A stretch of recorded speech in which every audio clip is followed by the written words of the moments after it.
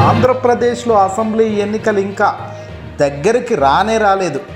ఇంకా 70 రోజులైతే ఏపీలో అసెంబ్లీ ఎన్నికలు ఉన్న నేపథ్యంలో ఎన్నికలకు ముందే చంద్రబాబుకు మెడకేసే ఉచ్చు తయారైపోయిందట. అవును, ఇప్పుడు అదే వాతావరణం టీడీపీలో కనబడుతుండడం, ఎన్నికలకు ముందే భవిష్యత్ ఏంటో తేలిపోతుంది అనే భయం ఇప్పుడు చంద్రబాబులో స్పష్టంగా కనబడుతుంది.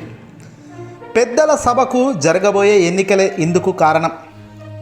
అవును, రాజ్యసభలో తెలుగుదేశం పార్టీ అడ్రస్ గల్లంతయ్యే ఛాన్స్ అయితే నిర్మోహమాటంగా ఇక్కడ తేలిపోతుంది. మరోవైపు రెబెల్ ఎమ్మెల్యేల వ్యవహారంపై విచారణ నేపథ్యంలో ఏం జరుగుతుంది అనే ఉత్కంఠతో ఇప్పుడు చంద్రబాబు అయోమయంలో ఉన్నట్టుగా తెలుస్తుంది. సాధారణ ఎన్నికలకు ముందే రాజ్యసభలో తెలుగుదేశం పార్టీ అడ్రస్ గల్లంతు కాబోతుంది. కారణం ఏంటంటే ఒకే ఒక్క సభ్యుడు కనకమేడల పదవీకాలం పూర్తి కాబోతుండడం. దీంతో ఉన్న ఒక్క సీటు కూడా దూరం కాబోతుంది ఇక టీడీపీకి. ఇక ఎమ్మెల్యే సంఖ్యాబలంతో వచ్చే నెలలో జరగబోయే ఎన్నికల్లో 3 స్థానాలు దక్కించుకుంటామనే ధీమా అయితే వైసీపీకి స్పష్టంగా ఉంది.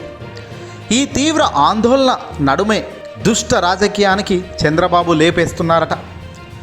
ఏప్రిల్ 2తో వైఎస్ఆర్సీపీ సభ్యుడు వేమిరెడ్డి, బీజేపీ సభ్యుడు సీఎం రమేష్, అలాగే టీడీపీ సభ్యుడైన కనకమేడల పదవీ కాలం ముగుస్తుంది. సంఖ్యాబలాన్ని బట్టి ఈ 3 వైఎస్ఆర్సీపీ ఖాతాలోనే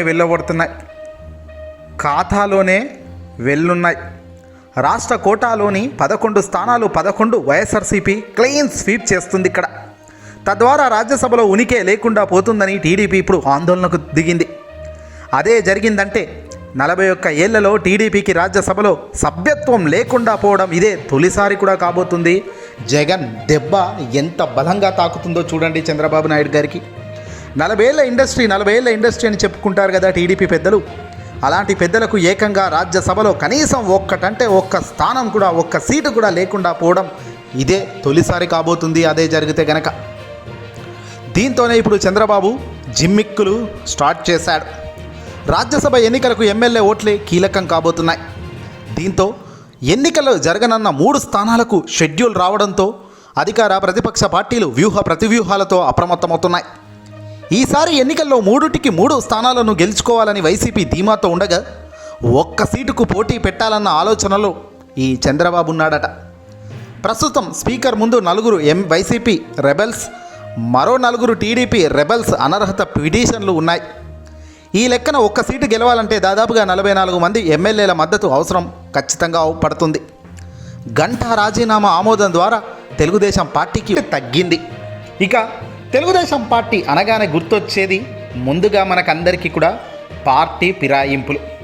అవసరం ఉన్నప్పుడు ఎవరిని లాగాలి, ఎవరిని వాడుకోవాలో ఆయనకు తెలిసినంత బహుశా రాజకీయ నాయకుడు పండితులకు కూడా తెలిసి ఉండదు. తెలంగాణలో ఓటుకు కోట్లైనా, ఆంధ్రప్రదేశ్లో 3 ఎమ్మెల్సీలకు డబ్బుల వ్యవహారమైనా, ఫిరాయింపులకు తెలుగుదేశం పార్టీ ఒక పెద్ద బ్రాండ్ మాదిరిగా మనకందరికీ తెలిసిందే. మరోసారి అదే అస్త్రంపై నమ్మకం పెట్టుకుంది టీడీపీ పార్టీ. బలం లేకపోయినప్పటికీ పోటీకి అభ్యర్థిని పెట్టడం ఆ పార్టీకి వస్తున్న ఆనవాయితీ. ఈసారి రాజ్యసభ ఎన్నికల్లోనూ ఒక స్థానానికి వర్ల రామయ్య, కోనేరు సురేష్ పేర్లు పరిశీలిస్తున్నారట చంద్రబాబు నాయుడు. ఈ ఒకవేళ రెబెల్ ఎమ్మెల్యేలపై అనర్హత వేటు పడితే గనక టీడీపీ ఎమ్మెల్యేల సంఖ్య 18కి తగ్గే అవకాశం ఉంది. వైఎస్ఆర్సీపీ పార్టీకి సంబంధించిన రెబెల్ ఎమ్మెల్యేల ద్వారా నెలపాటు స్పీకర్ను గడువు కోరడం వెనుక చంద్రబాబే ఉన్నట్లుగా నిర్మోహమాటంగా స్పష్టమవుతుంది. ఏదేమైనా టెన్షన్ మాత్రం చంద్రబాబుకు ఉంది. ఒకవైపు దుష్ట రాజకీయం, చెత్త రాజకీయం ఒకవైపు చేస్తూనే కనీసం ఉనికి చాటుకునే ప్రయత్నం. ఏదైనా నువ్వు ఎన్ని ప్రయత్నించినా పైన దేవుడు, కింద ప్రజలు ఎప్పటికీ నేను గమనిస్తూనే ఉన్నారు అన్నది క్లియర్ పాయింట్. ఈ వీడియోని అసలు లైక్ షేర్ చేయండి.